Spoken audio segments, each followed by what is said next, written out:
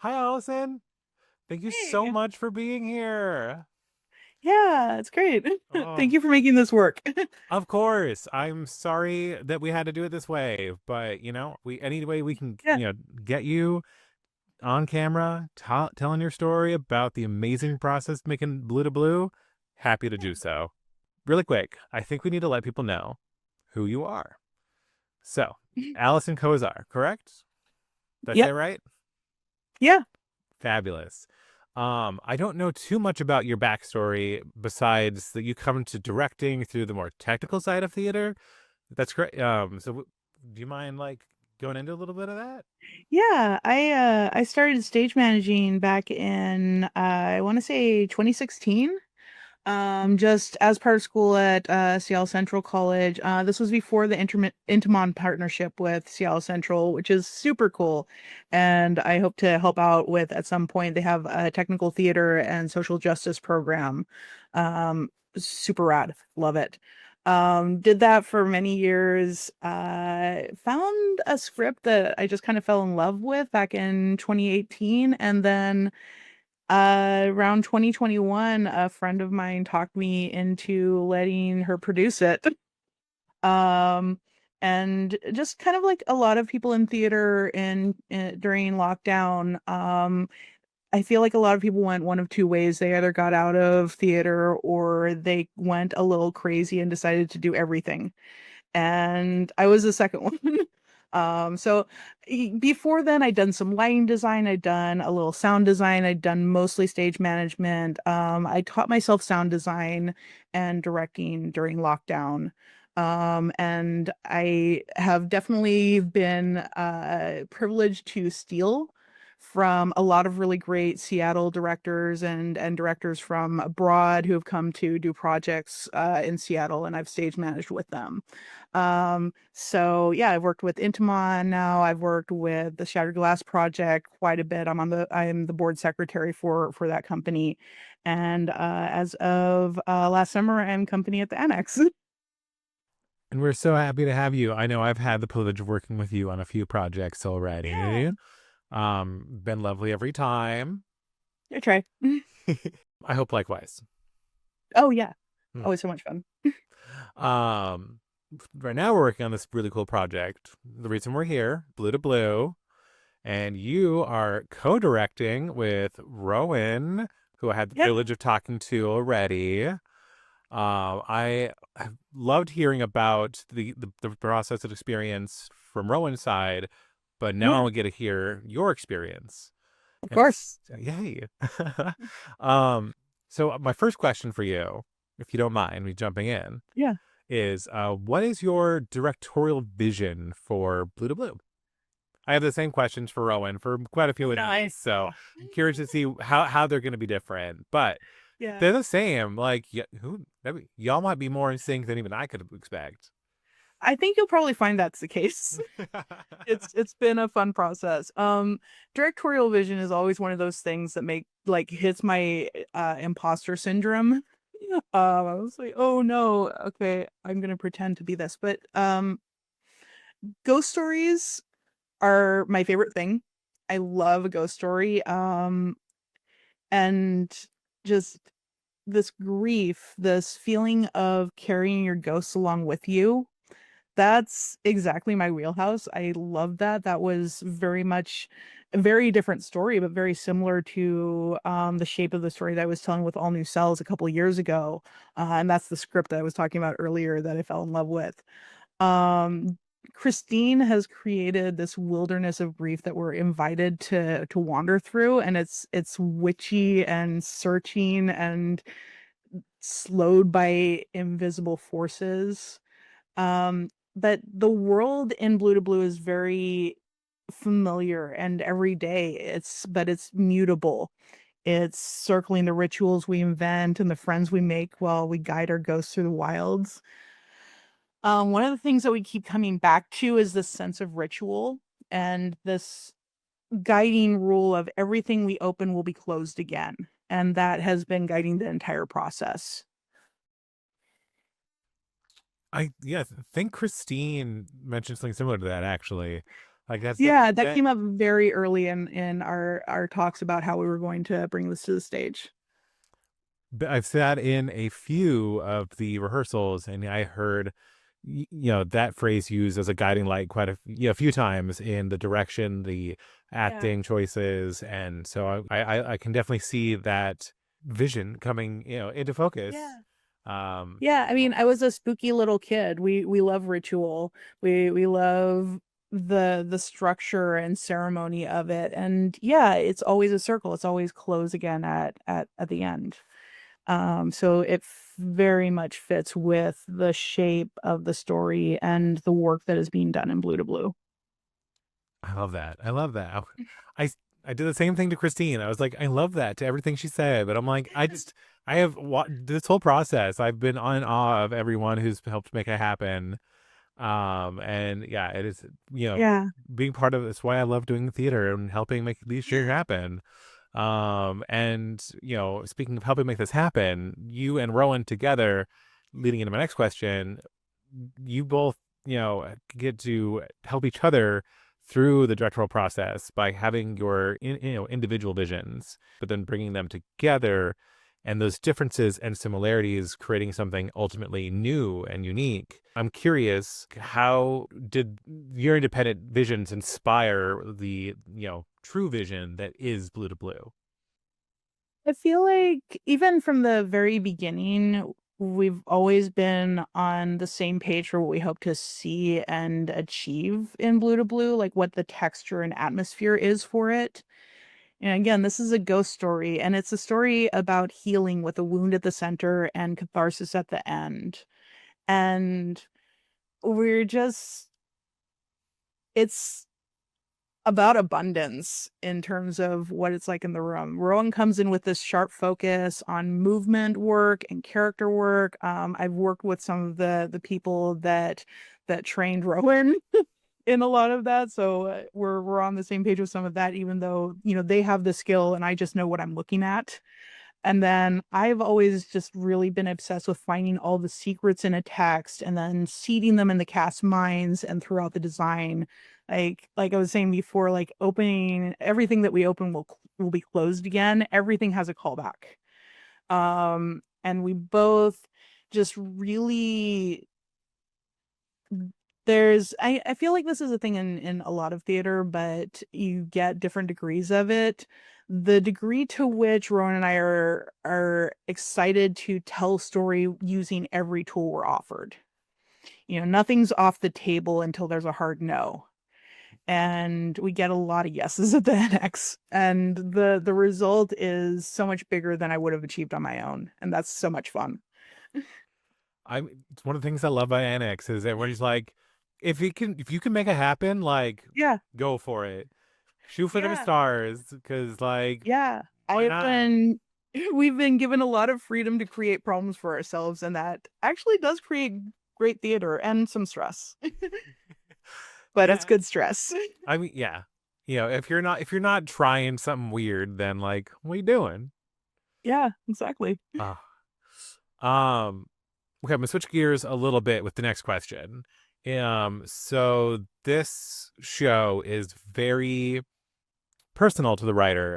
Me, Christine, and I got into it in our first interview for this Blue to Blue series, Mm. and it's dives into themes of grief and coming to terms with the the past experiences in our life and how we can move into the future without losing the things we hold dear, but not letting them drag us down into a place that doesn't let us go of our baggage. You know what I mean? That kind of Yeah, thing.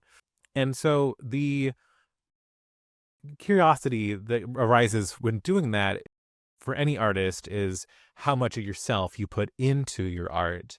And when making a project like this, and especially as co-directors, where it is your vision that is guiding the creation of the show, what from your personal experience with grief have you pulled into this to guide your vision? I think we've all. I think it's safe to say that I think we've all lost people in our lives. I I grew up during the AIDS crisis, and with my family, I was very active in the community, um, helping people who were suffering and alone. I lost a lot of aunts and uncles, um, and I've lost my mother too. That's ongoing. It's years ago now, and I'm okay, but it takes time. But I think the most specific thing that comes to mind is just a few years ago, I lost this really close friend, and again, I've lost people before, but this was specific and new. He was just gone without warning, Hmm. and I even when we weren't in contact, it would be like a few times a week he'd be in my head of just like, oh, he would have really loved that, or oh, I should tell him this. I bet he'd have a great opinion on it that I'd learn from. And he was just gone all of a sudden. And I struggled with that and eventually just kind of came to this not vision, but just this sense of kind of being a tour guide for my pack of ghosts, just walking through the world, pointing out, oh my God, look at that mess, or oh, hey, you think that's really funny, or you would have been so mad about this and you would have had the exact right thing to say. And so that I can be there in place of to find that joy or trouble in the world that they would have found. And it just so often our ghosts are very close to us. What are we showing them is one of the questions that comes to me of looking at the story. What if they're as lost as we feel? How do we help our ghosts? How do we live with our ghosts? I need a moment. Yeah. Oh, okay. Yeah, that. Oh, yeah. Oof. Okay. Um, that's hard to follow up with. Therapy is good. You know, yes. um, I can definitely see how you tie that into the show, especially Yeah. with the additional characters to the people who spend time with our main character, Beryl, Yeah. um, outside of her, friend, coworker friends. Like we have additional Yeah. characters that are in the cast that represent, the that sort of uh, element. And Yeah. yeah, I can definitely see how you tied that thought and experience in with those characters. Yeah. Beryl has a very specific grief and it is foreground, but each of these characters has grief that they carry through the world with them. And they all have their own journey with that. How much of that shows up depends a little where you're looking, but it's all in there. As as I said before, it's just like, yeah, we've all lost people, we've all lost things, we all experience grief, It's and that universal. commonality, even in the specific, is what makes the story universal. All right. So, let's walk out of that one a little bit. Yeah. I I used that same little tangent Shining heights. a few times now. Like, okay, got a little deep on that. Let's kind of step out of blue to blue and kind of because I have a question about the more macro experience Oh, of working with Annex. Boop. yeah. Which this isn't your first show here at No. Annex, but it's your first time directing at Annex, correct? That's right. Yeah. And so unlike Rowan, who this is I think their first time at Annex in general, Yeah. if my understanding. And so I'm curious how directing at Annex has been compared to your other projects you've done, both at Annex and outside. Max keeps messing with no, I'm kidding. Oh my! Hey! We can't throw Max I under just in fun under to the bus press in get every out there. interview. Max is a gift, and I'm so glad to be working with him. The and in fact, I've worked with you and Max on every Annex production that I've been part of. Oh, Yeah, yes, we have this. yeah. We have the same resume here. Yeah, we do. Yeah, Max is our incredible composer and also our audio engineer at the Annex. But yeah, zooming out, um, just one of the essential things about the Annex is that if you have worked on a production with us, at any point, you can ask to be part of the company. You are welcome as part of the company, and that community, that company is broad and rich. Not necessarily in money. Please give us money. Oh my God, buy your tickets now. But there's so many people and so much love in this community. Like I work to instill an abundance mindset in my productions. We'll have enough time, we'll have enough expertise, we have enough ideas, we have enough help. And a lot of the time you're still just kind of sustaining yourself on a wish and the lint in your pockets. Like I'm so used to getting a lot of hard no's. It's very much part of theater. You get a no and then you figure out how to do it another stupid or cooler way. Um, and a lot of the time I'm the one who has to say no.